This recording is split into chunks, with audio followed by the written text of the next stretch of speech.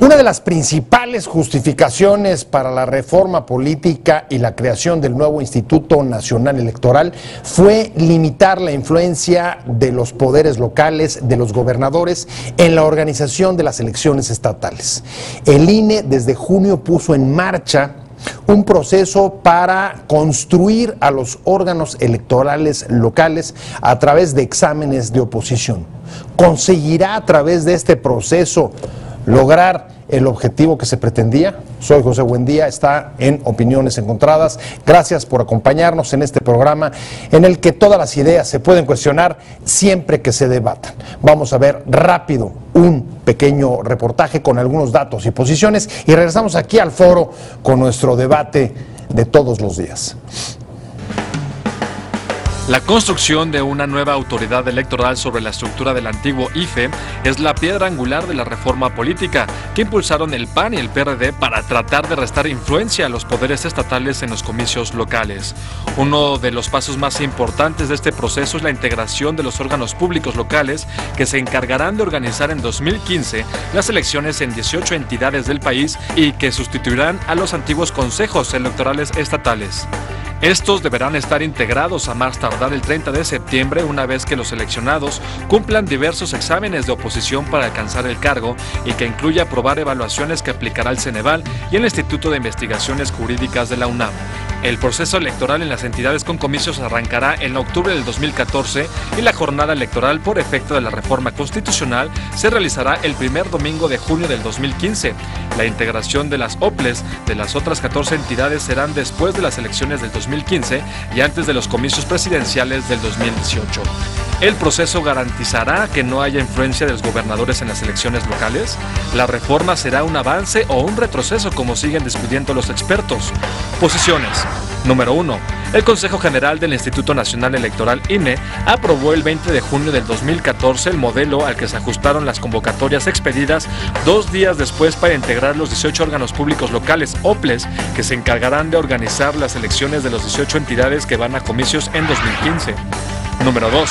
El registro de candidatos a consejeros de organismos públicos locales OPLs se cerró con 3.461 aspirantes, de los cuales más de la mitad son varones. Número 3. Las mujeres que se anotaron para ser consejeras fueron 1.216, lo que representa el 35.15% del total, en tanto que los varones ascendieron a 2.243, es decir, 64.85%. Número 4. De acuerdo al cierre de inscripciones reportado a la Comisión, fue en el Estado de México donde hubo más registros con 389, seguidos del Distrito Federal con 328 y Sonora con 242 candidatos anotados. En Chiapas alcanzaron 239 aspirantes.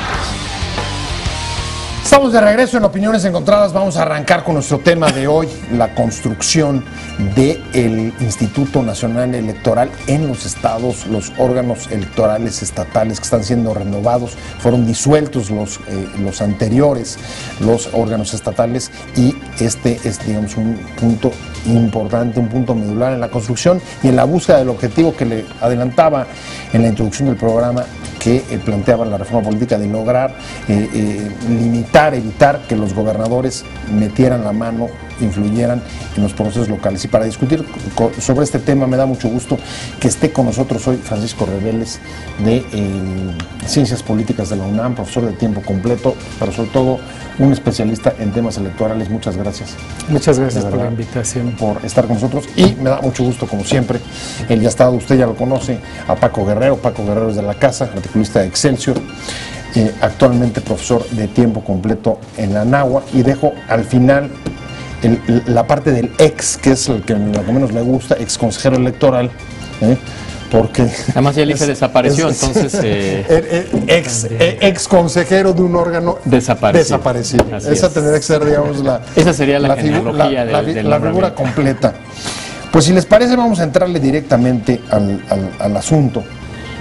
Y a ver, Paco, uno de los objetivos de esta reforma era, así abiertamente, lograr limitar la influencia de los gobernadores en los procesos electorales, porque el PAN, básicamente, el PRD también, argumentaban que esa había sido la razón por la que habían perdido, en el caso del PAN, la presidencia en el 2012, y el PRD, que ese era, digamos, se refugió el autorismo del PRI después de alternancia en el 2000.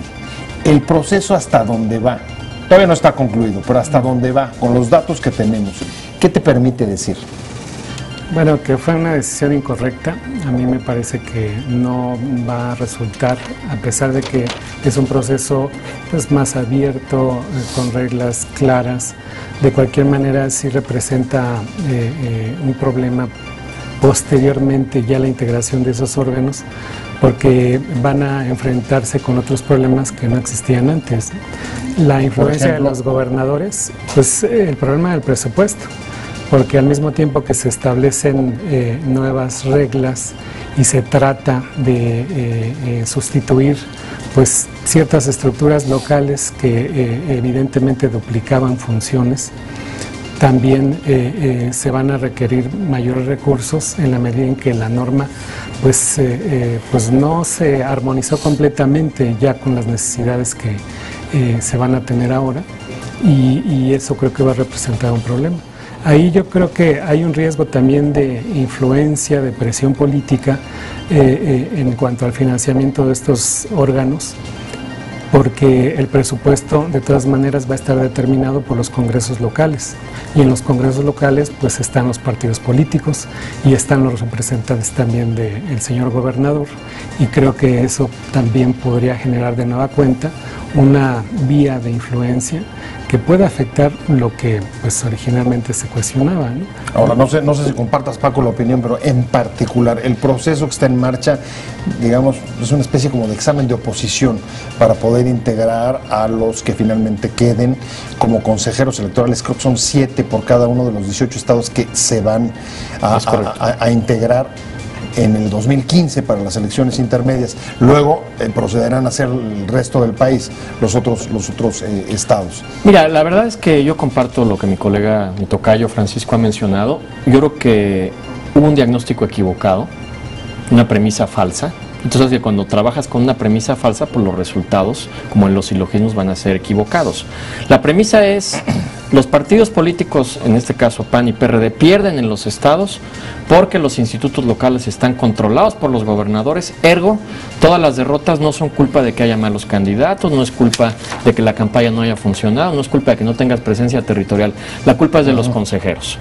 Este argumento, que de alguna manera se aceptó por parte del PRI, porque todos sabemos que la reforma política electoral fue una moneda de cambio por la reforma energética, eso es algo que yo he escrito reiteradamente y estoy convencido que así fue.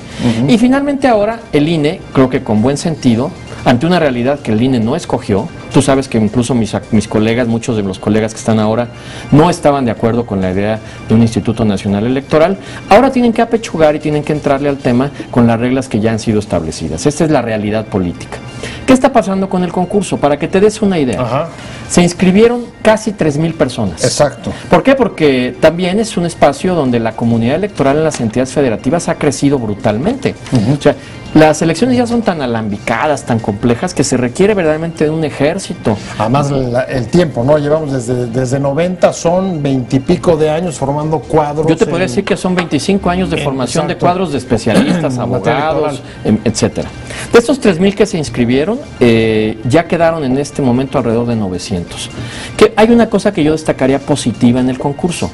Se hizo un examen que practicó Coneval, eso me parece algo positivo. Ese es el que los resultados los dieron el domingo pasado. Y por cierto, en esos resultados destaca que si tú revisas la lista, ¿quiénes quedaron bien evaluados? Eso es así. Pues los que eran consejeros locales, los que trabajaban en los institutos locales, asesores de magistrados. ¿Por qué?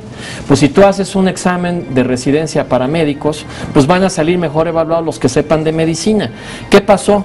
Aquí lo que se suponía es que era posible desde el horno de microondas sacar una nueva generación de consejeros electorales, y eso no se puede. ¿Qué va a terminar pasando, Pepe? Lo que va a terminar pasando es que después de que estos 900 vayan a presentar, tengo entendido que en unos días, no sé si el sábado, presentan su ensayo, un grupo de especialistas del Instituto de Investigaciones Jurídicas de la UNAM va a valorar el ensayo. El fin de semana. Así es. Y después de eso, ya me imagino que los partidos políticos entrarán al famoso juego de los vetos.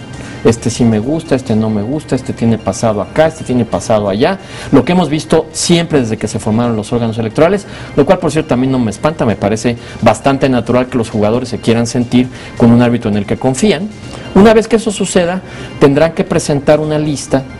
Tengo entendido que son 21 por entidad federativa, y de ahí tendrán que escoger ya el Consejo General del INE. A los 7. Y eso lo tendrán que hacer ellos en un uso absoluto de su autonomía. Tienen que escoger 3 hombres, 3 mujeres, lo cual me parece fantástico, que haya equidad de género, y alguien que será mujer o hombre para ser presidente del instituto. Ahora, déjame agregarte los datos que estabas dando. Mira, en el caso del DF, Guerrero, Michoacán, Morelos y Yucatán, todos los integrantes de los consejos estatales no solo participaron, sino pasaron a la siguiente ronda. Están, digamos, dentro del grupo de los elegibles. ¿Qué significa eso? O sea, vas a tener órganos locales cuyo presupuesto dependerá del Congreso, y es posible, o por lo menos se perfila, a que los integrantes anteriores, quizá el argumento es el que dice Paco, pues eran los que más conocían el tema, pero estos dos elementos, ¿cómo inciden en el objetivo de lograr, digamos, sacar cualquier tipo de influencia de los gobernadores, en caso de que eso haya sido, en efecto, real? Sí, pues ahí está también esta forma de pues mantener esa parcialidad de parte del órgano electoral local, a pesar de que haya este tipo de filtros, ¿no?, que ya reseñó Francisco. Y yo creo que también el examen, sobre todo, demuestra que lo que se requiere es personal ya profesional, especializado en el trabajo electoral, en el trabajo técnico, administrativo. Pero ese personal tiene conexiones, ha tenido historia, ha tenido trayectorias, sí, y muchas veces ligadas a los gobiernos estatales, porque no hay otra manera, sí, de tener experiencia y acumular, digamos, horas de vuelo, si no es así. Así es. Entonces, ¿cómo se valora eso? Yo valoraría más eso que la trayectoria política, las relaciones políticas, ¿no?, la conexión con algún partido o con el gobernador. Valoraría sobre todo eso, o incluso existiendo ese tipo de relaciones, pues no importarían, porque serían los más profesionales, los más especializados. Pero yo creo se ha agrandado el papel de los órganos electorales en general, no solamente los locales, sino también el federal, dándole este sentido de protector de la democracia, reconstructor salvaguardas del país, salvaguarda. y en realidad no, o sea, lo que necesitamos es que hagan elecciones limpias, libres, transparentes, ¿no? Y creo que todavía se sigue con esa idea en esta reforma, pensando que ahora el Instituto Nacional Electoral, los consejeros electorales del instituto van a determinar órganos impolutos, imparciales, autónomos, cuando en realidad no se requiere tanto eso, sino que se requiere profesionales y especializados, ¿no? A mí sí me parece muy bien que gente de la estructura de los órganos locales estén ahí y hayan superado la prueba del examen. El examen es propiamente de legislación electoral, no se pide definición de democracia desde la perspectiva. Y ahí traigo además, los últimos datos que tengo es que han salido pésimas calificaciones, que un alto porcentaje, creo que trae 62 sobre 100, 63 Eso es relativo, lo que pasa es que se publicó algo sobre el promedio, pero hubo, por ejemplo, refiero al caso del Distrito Federal, Mariana Calderón, que es consejera actualmente, obtuvo una calificación muy cercana al 100% de los aciertos. El promedio, digamos que, por cierto, hoy el periódico Excelsior publica ahí una nota interesante sobre el tema.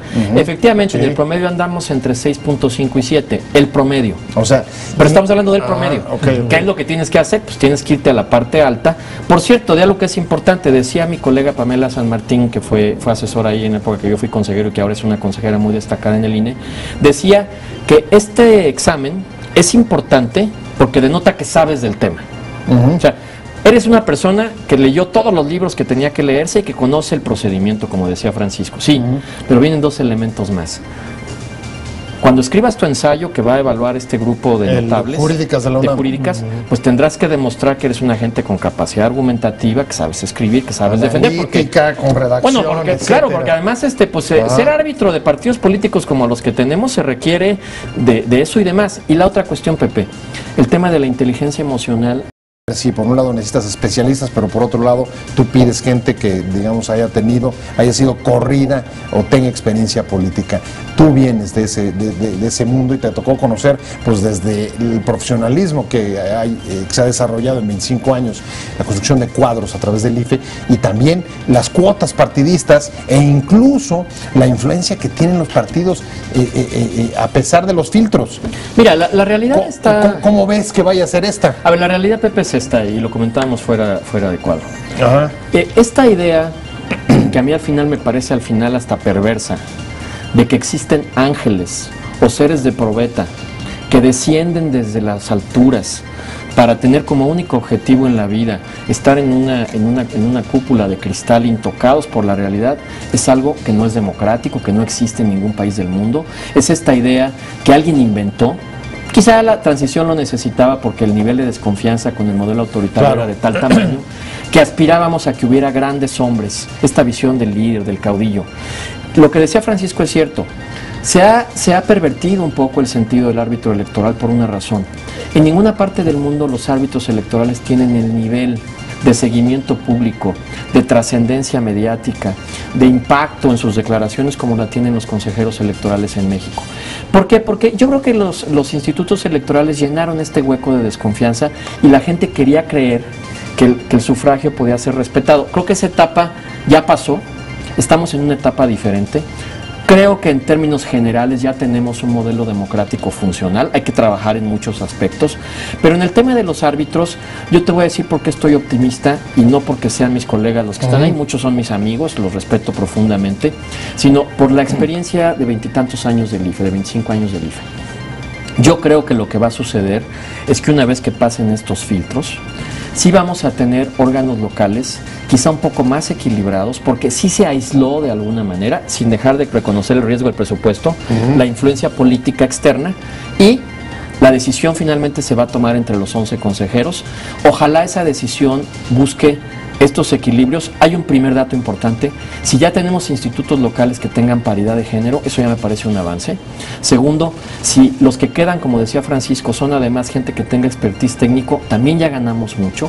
Ahora habrá que ver hasta qué punto los partidos políticos no son los que se encargan de dinamitar el prestigio y las trayectorias de quienes lleguen, porque ellos están muy acostumbrados a hacer eso, primero porque hay renta política, y segundo porque en muchas ocasiones no se piensa en el prestigio de las personas. A ver, Paco pone un par de tesis sobre la mesa que llevo contigo, Francisco. Es una, a ver, la época de Los Ángeles, ya debemos de empezar un poco a descreer de ella. No se trata de tener ángeles, no hay ciudadanos impolutos. Dos, sí cree que vaya a ser más equilibrado porque se logra aislar a los congresos locales, y cuidado con los partidos porque no están fuera de la contienda para la construcción de estas organizaciones. En estos tres puntos, ¿en cuáles coincidirías y en cuáles diferirías? Pues totalmente con esto de que ya no se puede asegurar que un procedimiento de elección va a determinar un órgano autónomo e imparcial, ¿no? Libre de todo tipo de presiones, y que tome las mejores decisiones para la democracia. Yo creo que incluso teniendo ángeles celestiales, pues pudieran equivocarse, ¿no? Los ángeles también se vuelven demonios. Sí, entonces, está bien. Por un lado y por el otro, hablando de los órganos locales, yo creo que ya electos los consejeros, de cualquier manera se van a enfrentar a las presiones, ¿no? A las discusiones, a los reclamos legales o ilegales, justificados o no. Y creo que es ahí donde tenemos que poner bajo la lupa el comportamiento de los consejeros electorales. Siempre nos hemos preocupado mucho por cómo se eligen, pero no sobre qué decisiones toman.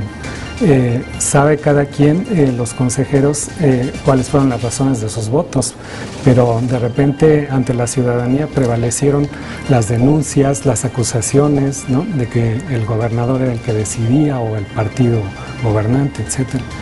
y sin embargo nunca nos enteramos en realidad de pues, cuáles eran las razones, las negociaciones, las discusiones, y yo creo que eso es lo más importante, ¿no?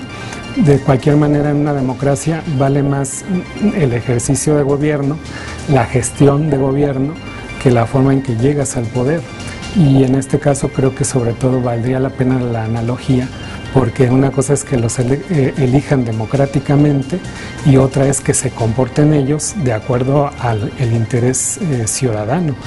Ha sido errática, Paco, un poco la óptica sobre cómo estar tratando de generar la rendición de cuentas de esta clase de autoridades, y también un poco errática por parte incluso de la sociedad civil a la hora de ver en qué te debe poner la atención, dónde debe poner, como dice Paco, los ojos y la mirada, sí en cómo se eligen, sino cómo toman y cuáles son sus decisiones. Mira, ese tema me parece que es muy relevante, el seguimiento de las acciones de los consejeros. Al final del día, la gestión de un consejo general, hablo del IFE, que es la institución que a mí me tocó trabajar durante 5 años, se juzga básicamente en base a 2 elementos. El primero es cómo fueron electas las autoridades. ¿Fueron elecciones honestas? ¿Fueron justas? ¿Fueron equilibradas? ¿Hubo violencia? ¿No hubo violencia? Primer elemento. Y segundo elemento, los actores políticos que participaron en ese proceso, al final del día se conformaron con los resultados y la sociedad creyó el resultado. Esas son las dos pruebas de fuego que tiene siempre un órgano electoral. Legalidad y legitimidad, vaya. Exactamente. ¿Qué pasó con la experiencia después de la reforma de 2008, después de la profunda crisis que vivimos en el 2006, una crisis muy fuerte? Al IFE le costó muchos puntos de credibilidad con la sociedad, a pesar de que había hecho una gran labor en el 2006 desde el punto de vista técnico. Creo que 2009 fue una elección que no tuvo mayor problema, y 2012, a pesar de que muchos de los fantasmas volvieron a recorrer en los espacios de la herradura de la democracia, hubo un presidente electo, ese presidente llegó al poder, el Congreso se instaló, las gubernaturas que se disputaron en ese momento, salvo el caso muy lamentable que estamos viviendo en Michoacán, que ese sí es una crisis sistémica del modelo democrático, ahí sí es la captura. Es la penetración del crimen organizado. Esa es la captura de los malosos del aparato democrático. Eso es algo muy complejo. Pero esta suma de, como tú lo decías bien, de legalidad y legitimidad, creo que en términos generales, si tú revisas haciendo a un lado las filias y las fobias, puedes decir que los institutos locales cumplieron con su labor. El IFE, tan criticado, siempre es muy criticado, pero le siguen encargando más cosas. 75 nuevas atribuciones al Instituto Nacional Electoral, nada más, y a nosotros nos habían cargado 57. O sea, tú le vas sumando y te das cuenta que en muchas ocasiones los órganos electorales son de alguna manera, pagan por sus propias virtudes. Un modelo, dicho sea de paso, mucho más centralista, Paco, pero déjame regresar a la pregunta original y a la tesis, si tú la compartes, para ir cerrando el programa. Es el objetivo de lograr, digamos, inhibir la influencia de los gobernadores, se puede lograr a través del proceso que se está dando, o francamente era un objetivo irrelevante y que no se iba a conseguir por ahí, porque como decía Paco, el axioma, el principio está equivocado. ¿Cuál es tu punto? Sí, yo creo que era equivocado ese diagnóstico, porque no en todas partes ocurría. De hecho, eran algunos casos, la minoría de los casos a nivel estatal, y se da pues un borrón, una aplanadora de todos los consejos electorales, muchos que habían funcionado muy bien, que no habían tenido problemas de ninguna índole y que cumplían con sus funciones a cabalidad. Yo creo que hay muchos, había muchos de ese tipo.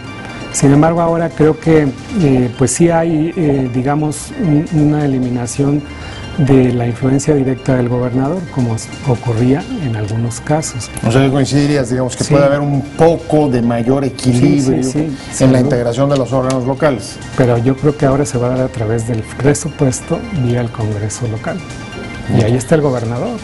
Más pesimismo de este lado, un poquito de más optimismo digamos que yo lo pondría en estos términos. Suponer o pensar que la influencia de los actores políticos se elimina solamente por el proceso de selección es un error, es un axioma falso. Toda vez que ya tomaron esta decisión, creo que lo sensato es tratar de que el proceso que está actualmente salga muy bien, que se elija a las mejores y a los mejores. Insisto, el tema de género, yo eso no lo demerito porque era una de las grandes asignaturas pendientes. Si logramos 3 y 3 y ya quien sea el presidente dependerá de otras circunstancias. O sea que quizá no se trataba tanto de eliminar las presiones políticas, sino de encontrar manera de controlarlas. Yo creo que esa parte... evitando, ¿no? Ay, Pepe, solo te digo una idea adicional. Ya sé que el tiempo ya nos comió. Sí, ya nos comió durísimo. Una idea rápida.